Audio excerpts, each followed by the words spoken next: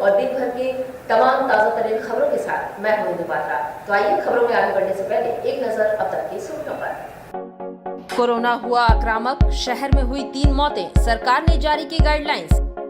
परसुडी के loco colony में जल संकट गहराया, लोगों ने उपायुक्त को सौंपा ज्ञापन। और भुइयाडी के पटेल नगर में मिली 45 वर्षीय युवक की लाश, जांच में जुटी पुलिस। तो दर्शकों, ये तो बात हो गई सुर्खियों की, लेकिन खबरों में आगे बढ़ने से पहले आप सभी से एक जरूरी बात हम करना चाहेंगे। जी हाँ, शहर में लगातार दर्शकों कोरोना का संकट बढ़ रहा है। प्रतिदिन कोरोना से संक्रमित मरीजों की संख्या में भी इजाफा हो रहा है। ऐसे में एम न्यूज आप सभी से अपील करता है कि आप सावधानी बरतें, मास्क लगाएं, भीड़ भाड़ में जाने से परहेज करें और अगर आपकी उम्र 45 वर्ष से ज्यादा है तो जिला प्रशासन द्वारा चलाए जा रहे टीकाकरण अभियान का लाभ उठाएं और वैक्सीन लगवाएं। सतर्क रहें, स्वस्थ रहें। शहर में बढ़ते हुए कोरोना संक्रमण के बढ़ते संकट को देखते हुए प्रशासन भी अलर्ट है। एक तरफ जहां लोगों को जागरूक किया जा रहा है, वहीं दूसरी ओर आइसोलेशन वार्ड बनाने की कवायद भी तेज कर दी गई है। इधर शहर में अब तक मिली सूचना के अनुसार कोरोना से 3 मौतें भी हो चुकी हैं। और नया रूल कोविड का जो आ गया है उसको लेकर के इम्प्लीमेंट कराना है और इसको लेकर के आज हम लोग जो है बैसाखी मार्केट से लेकर के कोलमोरी मार्केट, टेक्को मार्केट, सभी जगहों पे हम लोग अनाउंसमेंट करवा रहे हैं, लोगों को समझा रहे हैं कि जो दुकान प्रतिष्ठान जो नियम है 8 बजे शाम से लेकर सुबह 6 बजे तक बंद रखने का, उसको बंद रखा जाएगा। होटल जगह गैदरिंग प्लेस पे मास्क पहनना आवश्यक है, सोशल डिस्टेंसिंग करना आवश्यक है। वहीं दर्शकों, आपको बताते चलें कि जनजातीय केंद्रीय मंत्री अर्जुन मुंडा ने ट्वीट कर बताया है कि वो कोरोना संक्रमित हो गए हैं। जी हां, उन्होंने संपर्क में आए लोगों से कोरोना जांच की अपील भी की है। दर्शकों कहते हैं, साईं इतना दीजिए जामे कुटुंब सलाए, मैं भी भूखा ना रहूं, साधु न भूखा जाए। कबीर ने जब यह दोहा लिखी तो उनका यह भाव था कि साईं बस इतना ही दीजिए जिसमें मैं, मेरा परिवार और वो साधु भी भूखा ना रहे। जी हाँ, लोहा गलाने वाले इस शहर के लोगों के सीने में मोम सा दिल धड़कता है, जिसकी एक बान भी रोटी बैंक के रूप में देखने को मिली, जहाँ लोग अपनी स्वेच्छा से भूखे लोगों की क्षुधा की तृप्ति के लिए सामूहिक रूप से प्रयास करते हैं। एम न्यूज 24 ऐसे लोगों को सैल्यूट करता है। आइए देखते हैं खास रिपोर्ट। नमस्कार, आप देख रहे हैं एम न्यूज़ 24 और मैं हूं इंदु पात्रा। जी हां, और आज मैं उपस्थित हूं सरकारी अस्पताल एमजीएम अस्पताल में, जहां आप अपने टीवी स्क्रीन पर देख सकते हैं कि रोटी बैंक का यहां जो है निःशुल्क भोजन यहां वितरण किया जाता है। और सिर्फ ना एमजीएम अस्पताल बल्कि आपको बताते चलें कि शहर के कई क्षेत्रों में रोटी बैंक के द्वारा निःशुल्क भोजन दिया जाता है और ज़रूरतमंदों का पेट भरा जाता है। वैसे तो दर्शकों कहते हैं कि रोटी जो है महज आटे के फुलके को कहते हैं, लेकिन ये रोटी लोगों का पेट की आग बुझाती है। लाख कोई अमीर हो, उसके घर में जेवरात और पैसों से बोरियां भरी हो, लेकिन वो अपने पेट की आग अगर बुझा सकता है तो सिर्फ रोटी से बुझा सकता है।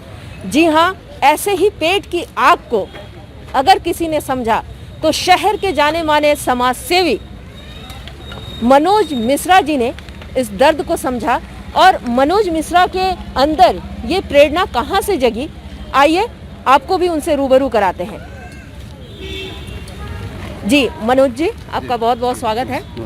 सबसे पहले तो आपसे जानना चाहेंगे, आप हमारे दर्शकों को बताइए कि आप पिछले 2015 से, शायद अगर मैं गलत नहीं हूँ, तो शहर के कई क्षेत्रों में आप ज़रूरतमंदों की पेट की आग को बुझाते आ रहे हैं। तो ये प्रेरणा आपको कहाँ से मिली? ऐसा है ना कि मैं एक बार रेलवे प्लेटफॉर्म पर गया था किसी को छोड़ने के लिए। रात के करीब 2 बज रहे थे और जब मैं वहाँ बैठा था ट्रेन के इंतज़ार में, तो मैंने देखा कि एक टीनेजर, एक लड़का, किशोरावस्था 15-16 साल उम्र होगी उसकी, वो आया और वहाँ जो डस्टबिन होता है उसमें से कुछ निकाल करके वो सीधे मुँह में ले लिया। अच्छा। तो वो मेरे अंदर ऐसा उस दिन लगा मुझको कि कैसा, मैंने भूख क्या होती है और लोग कैसे भूख के लिए पर्याप्त परेशान होते हैं। कि कई बार हमने देखा है कि डस्टबिन में लोग थूक भी देते हैं अपना, उसको पीक दान भी समझते हैं, बिल्कुल। और वहाँ से कुछ भी चीज़ को उठा करके मुंह में डाल देना, वो मेरे अंदर एक सहरन पैदा कर दिया। और उस दिन से मुझको लगा कि अगर मैं इस दिशा में कुछ काम कर सकूँ शायद कुछ अच्छा हो पाएगा।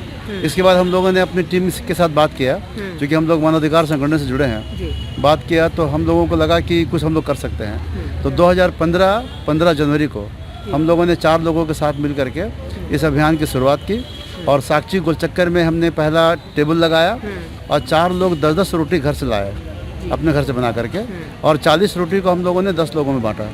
तो ये जो 4 लोग आपके साथ थे, आज ये 4 कितने में तब्दील हो गए हैं? आज ये हज़ारों में आ गए हैं, क्योंकि हमारा जो फेसबुक ग्रुप है और हमारा जो व्हाट्सएप ग्रुप है, इसमें करीब करीब 2000 से 2200 लोग मेंबर हैं। और आज के तारीख में मुझको लगता है कि सिर्फ शहर ही नहीं, झारखंड ही नहीं, देश ही नहीं, मुझको अमेरिका से और यूरोपीय कंट्री से और सऊदी से बहुत सारे जगहों से फ़ोन आते हैं कि जिनका भी जो कोई रिलेशन अगर यहाँ से जुड़ा है तो फ़ोन करते हैं कि मेरे तरफ से भी एक दिन खाना खिला देना गरीबों को, और उनको लगता है कि उनका एक पुण्य हो जाएगा, एक अच्छा काम हो जाएगा।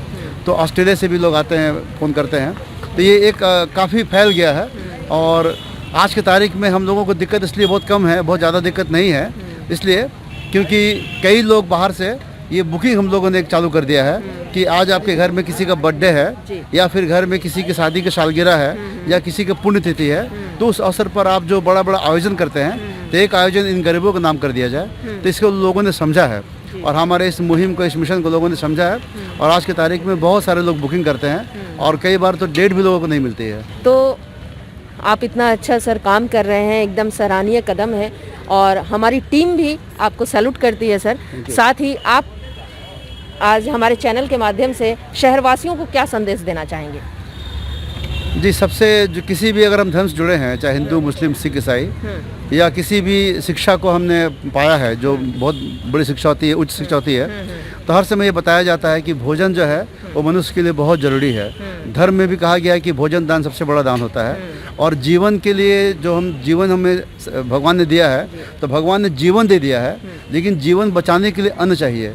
और दूसरा रूप भगवान का जो है वो एक इंसान हो सकता है, किसी को अन्न दे करके उसकी ज़िंदगी को बचा सकता है। तो ईश्वर ने इतना बड़ा हमें रोल में ला के रखा है, इतना बड़ा काम हमें दिया है, तो अगर हम एक कदम भी अगर बढ़ाते हैं और किसी की भूख को मिटाते हैं, उसको जीवन दान देते हैं एक तरह से, तो समझिए कि ईश्वर का काम करते हैं। तो मुझको लगता है कि किसी भी धर्म से लोग जुड़े हों, या कैसी भी शिक्षा लोगों ने पाई हो, मानवता की सेवा करना हमारा कर्तव्य है, और धर्म की रक्षा के लिए भोजन दान करना भी हमारा एक बहुत बड़ा धर्म का काम है, और हमें करना चाहिए।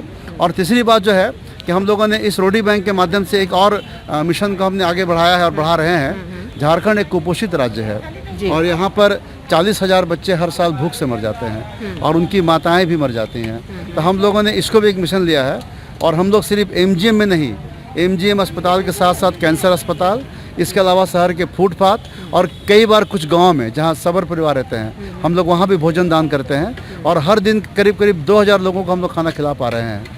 और ये प्रयास सिर्फ हम कहेंगे कि ईश्वर की कृपा है, और शहर वासियों का जो सहयोग है उस कारण हम कर पा रहे हैं। तो हम लोगों ने मिशन को रखा है कि ये सिर्फ यहाँ भूख मिटाने का काम ही ना हो, बल्कि कुपोषण से भी अगर हमें लड़ना पड़ रहा है तो उसमें भी हम एक लड़ाई को आगे बढ़ाएं, और कुपोषण मुक्त झारखंड का जो एक सपना हमारा है उसे हम पूरा कर सकें। तो हम चाहेंगे कि शहरवासी जो लोग हैं वो इस मिशन में आगे बढ़ें, और यहाँ पर MGM में हम लोग हर दिन शाम को 7 बजे खाना बांटते हैं, वो जुड़े और कुपोषण के अभियान में भी हमें साथ दें। सर आपका बहुत बहुत धन्यवाद। तो दर्शकों, आपने देखा कि मनोज मिश्रा जी जो शहर के जाने माने समाज सेवी हैं, और जिस तरह से इन्होंने बताया कि डस्टबिन से कोई युवक एक रोटी खाता है, और उसको देख करके इन्होंने ये प्रेरणा ली कि कैसी स्थिति आती है जब किसी को भी भूख लगती है, और इस भूख को इन्होंने समझा। ये बहुत बड़ी बात है, और हमें उम्मीद है कि ये दिन दुगनी रात चौगनी तरक्की करें, और ऐसे ही इनके पास माँ लक्ष्मी की बरसात हो, और वो ऐसे ही लोगों की भूख मिटाएं। साथ ही इनसे मिलने के बाद ये भी समझ में आई बात कि सिर्फ ना ये ज़रूरतमंदों की भूख मिटा रहे हैं, बल्कि सबर जाति जो कहीं ना कहीं आज मूलभूत सुविधाओं से वंचित है, उनके लिए भी वो इतना सराहनीय कदम उठाया है इन्होंने। साथ ही साथ झारखंड में कुपोषण को इन्होंने इसको भी एक पहल इसके लिए भी ये कर रहे हैं, ये बहुत बड़ी बात है। तो दर्शकों, आज के लिए बस इतना ही। अगली कड़ी में ऐसे ही कुछ खास लोगों के साथ हम आपसे फिर उन्हें रूबरू कराएंगे। धन्यवाद। ताज़ा तरीन खबरों के लिए बने रहिए हमारे साथ, देखते रहिए एम न्यूज़। नमस्कार। और अब रुक करते हैं परसुडी की ओर। परसुडी स्थित लोको कॉलोनी के बिरसा टोला के लोग इन दिनों जल की समस्या से जूझ रहे हैं। जी हाँ, स्थानियों ने समस्या के निदान की मांग जिले के उपायुक्त के समक्ष रखी। बिरसा टोला लोको कॉलोनी में पानी की परेशानी बहुत ज़्यादा है। वहाँ पर पानी की सुविधा उपलब्ध नहीं है, इसीलिए आज हम लोग उपायुक्त कार्यालय में पानी की सुविधा को उपलब्ध कराने हेतु एक ज्ञापन सौंपे हैं। और यहाँ आपको बताएं कि देश की रक्षा करने वाला अब अपने ही घर की रक्षा करने में असमर्थ है। जी हाँ, भारतीय थल सेना से रिटायर्ड साहेबगंज निवासी अनिल तोड़ी का जिले की पुलिस भी सहयोग नहीं कर रही है, जिसको लेकर पूर्व सैनिक सेवा परिषद ने दबंगों पर कार्रवाई की मांग उठाई। भारतीय सेना से सेवानिवृत्त नायक अमित टोडी, जो कि सेवानिवृत्ति के बाद साहेबगंज में अपने घर पे आए और उनके बाउंड्री को तोड़ करके कुछ असामाजिक तत्वों द्वारा उनके घर पर जबरन कब्जा करने का प्रयास किया जा रहा है। वो पूर्व सैनिक लगातार न्यायिक तरीका से विरोध कर रहा है। जब थाने गया तो उसका एफआईआर नहीं लिया गया। उसके बाद उसने डीआईजी को बोल करके अपना एफआईआर दर्ज कराया और शांति प्रिय आमरण अनशन पे परिवार के साथ बैठा था 2 अप्रैल को। तो उस पर असामाजिक तत्वों ने 4 तारीख को उसका सर फोड़ दिया मार करके। तो इस तरह से वो सैनिक लहूलुहान होकर के जो देश की रक्षा कर रहा था, आज अपने घर की रक्षा करने में असमर्थ पा रहा है। ऐसे में तीनों सेना से सेवानिवृत्त जांबाज सैनिकों की संस्था पूर्व सैनिक सेवा परिषद जब इस घटना की जानकारी पाई तो सारे राज्य के सैनिक इस घटना से आहत हैं और मुख्यमंत्री से मांग कर रहे हैं कि निष्पक्ष इस केस की जाँच कराई जाए, दोषियों के ऊपर कार्रवाई हो और जो पूर्व सैनिक है उसका घर, उसका हक दिलाया जाए, प्लस उनके परिवार को सुरक्षा प्रदान किया जाए जो अब आज असुरक्षित महसूस कर रहे हैं। और यहाँ आपको बताएं कि जमशेदपुर के उलेरी थाना क्षेत्र निवासी एक महिला को पुलिस का दर्श झेलना पड़ा। जी हाँ, जहाँ एक स्कूटी सवार महिला को ट्रैफिक पुलिस जवान ने कुछ इस कदर अचानक रोका जिससे वह गिर कर बुरी तरह चोटिल हो गई। बहन कंचन देवी कल अपने भाई के साथ बाजार से अपने घर महावीर कॉलोनी खड़िया बस्ती जा रही थी। दोपहर का समय था, 2:30 से 3:30 के बीच का मामला है। बगल में सीसीटीवी लगा हुआ, आप सारे मामले को आसानी से देख सकते हैं। अचानक जो छुपा हुआ ट्रैफिक का पुलिस का जवान था वो डंडा लेके गाड़ी के सामने आ गया। इतने में गाड़ी अनबैलेंस हो गई और महिला गिर गई। महिला गिरी ही नहीं बल्कि महिला बुरी तरह जख्मी हो गई। उसके 12 टाके सर में लगे, हाथ पूरी छिल गए, पैर से लेके जंघा तक, मैंने कमर तक पैर चलने लायक नहीं है, पूरा छिल गया। आखिर यह कब तक चलेगा? इस चीज़ के खिलाफ में हमने ट्रैफिक डीएसपी को दूरभाष में मामले की जानकारी दी। वो कहे कि हम हजारीबाग में 9 तारीख को आएंगे। हम थाना के सामने तब तक बैठे रहेंगे जब तक कोई आला अधिकारी आके इस मामले की जिम्मेदारी नहीं लेता है, तब तक हम यहाँ बैठे रहेंगे। साथ ही जो पुलिस का जो जवान था जो सामने कूदा और भय दोहन करने का काम किया, उसका जब तक सस्पेंशन नहीं होगा मैं यहीं बैठा। रूप से प्रशासन से मांग करेंगे कि कानून को काम अपना करना चाहिए, लोगों को हेलमेट पहनना चाहिए, जो लोग हेलमेट नहीं पहनेंगे उसमें फाइन करना चाहिए, लेकिन खुलेआम करना चाहिए। एक चोर का ऐसा छुप के चोर और सिपाही का खेल नहीं खेलना चाहिए। वो महिला जो मौत के मुंह से निकल कर आई है, निश्चित रूप से ऐसी घटना दोबारा और किसी के साथ नहीं घटे, इसीलिए आज हम लोग यहाँ में पहुंचे हैं। और इधर सीताराम डेरा थाना अंतर्गत भुइयाडी पटेल नगर में छोटा बाबू कैगतो नामक एक 45 वर्षीय युवक का शव बरामद किया गया है। क्या हुआ है यहाँ पर? अभी सुबह में खबर मिला है कि हम लोग को सुबह के सामने में अनजान लाश है बड़ा हुआ था। क्या लग रहा है कितने दिनों की पड़ी हुई है ये लाश? ज़्यादा हमको नहीं लग रहा, हमको लगता है 24 एक दिन या 2 दिन ऐसे कुछ हो सकता है। तो क्षेत्र के लोगों को कैसे मालूम चला? ये लोग को पता चला, इन लोग से पूछे कि तो कैसे पता चला? कुआ भी हम लोग को जो कुआ भी यूज़ नहीं हो रहा है, ऐसे ही पड़ा रहता है। इन लोग को पता चला कि ये लोग कहीं फूल अभी फेंकने गए थे कुआ में, उसी समय पता चला कि एक कुछ गिरा।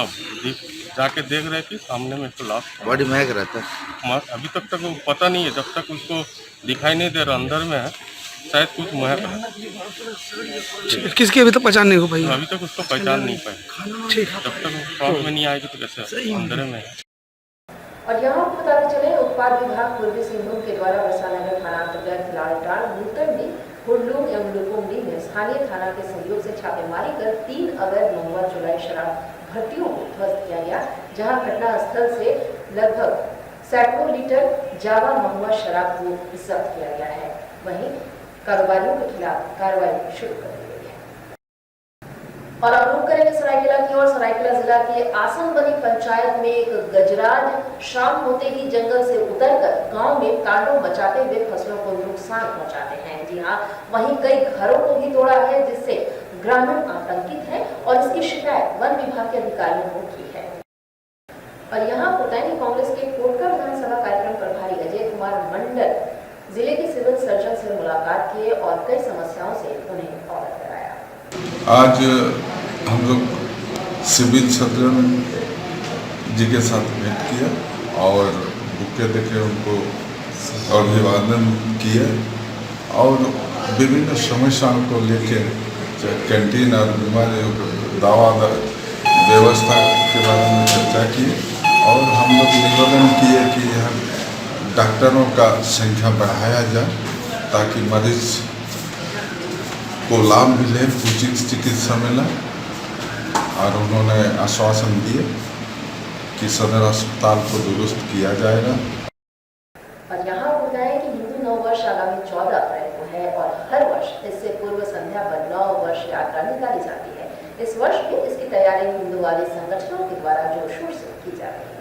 हम लोग का हर एक वर्ष की भांति इस वर्ष भी हिंदू नववर्ष यात्रा का आयोजन है और इसके लिए उसके निमित्त हम लोग नगर सज्जा का कार्य करते हैं और अभी पूरा एमजीएम से लेकर के पूरा आम बागान जो अपना सुभाष मैदान अभी हो गया है वहाँ तक हम लोग सज्जा का करते हैं।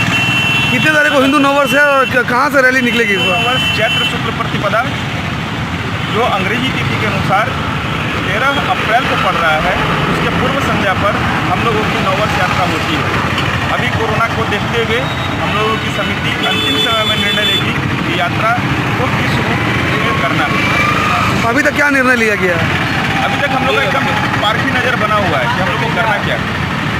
ठीक, अभी अब हर जगह आप लोग झंडा अभी सजावट का कर रहे हैं। नगर सज्जा हर एक साल होता है, जो 1990 से सजावट होते आ रहा है और उसी सजावट को हम लोग लगातार अभी तक करते आ रहे हैं।